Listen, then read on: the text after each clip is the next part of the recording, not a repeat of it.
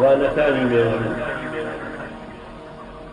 لەوانەکانی مێژووە مامۆستاکەم زۆر جار ئەیوت پێش 1300 ساڵێ کاتێ عەرەب لە نیوە دوورگەوە بزوت وەک باڵداری تیژڕە و فڕی وەک لافاوێ بربەستی پێشی ڕاماڵێ هات تەخت و تاراجی کیسرایی لە کوردستان پێچایەوە دەستی زۆردارانی بڕی ئینجا ئاینی ئیسلامی بۆ کورد هێنایەکایەوە.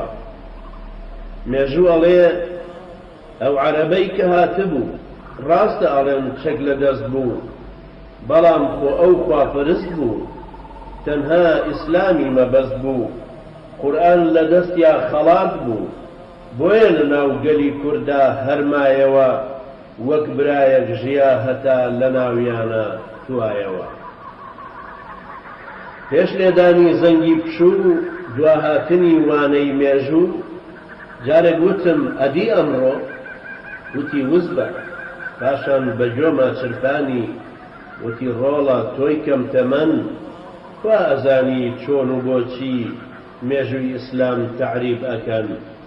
من بیرم دێ ئاگام لێیە ئەمڕۆ عەرەب کە بۆ ئەم کوردستانە دێ بێ قورئانە و چەکی تازەی ڕووسی پێیە چونکە هەموو وایان پێ ڕادەگەیەنن ئەوروپی پەروەردەی کردوون تا نەخشەی وان ڕاپەڕێنن.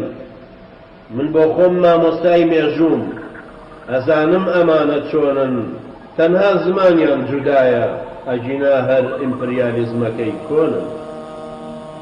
وتم ئێستاکە دڵنیام ئەمەی دێ بۆ داگیرکردن دژمنێکی دڕندەیە دژ بە کوردە و دژ بە ئیسلام. بیستومە چۆن مزگەوتەکان ئەڕوخێنن لە گەڵاڵێ لە قامیشلی قورئانەکان ئەسووتێنن.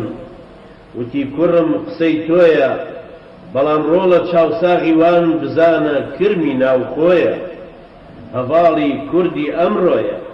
ئێستاکەش هەن ئەڵێن بۆ کورد تێ ئەکۆشن بەڵام ڕۆڵە دڵنیابە ئەوانی جوان کورد و هەستیان گەلێک دوورن گشت بابراکی ئەفغانین جاشی سوورن لە ئێستاوە بنکەی سەربازی سازەکەن هەر داهاتوو ئەیسەلمێنێ کە ئەمانەش هەر وەکو پێڕەکەی دوێنێ لەویش زیاتر کورد فرۆشن.